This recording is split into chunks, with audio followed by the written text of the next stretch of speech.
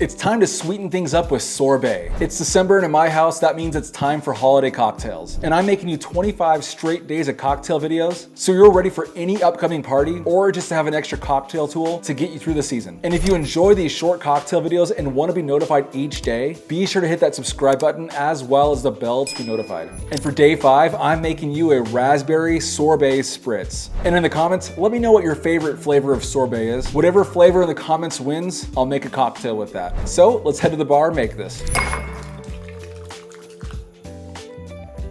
For this drink, you'll need a chilled Prosecco. Additionally, you'll need an orange liqueur. I'm using Royal Orange.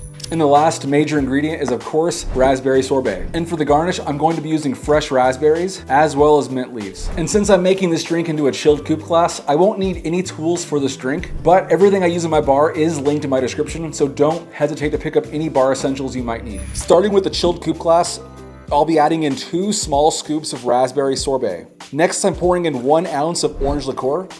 And lastly, I'll top this drink off with chilled Prosecco. Time to throw in a few raspberries and some mint leaves. And there you have it, the Raspberry Sorbet Spritz. Cheers.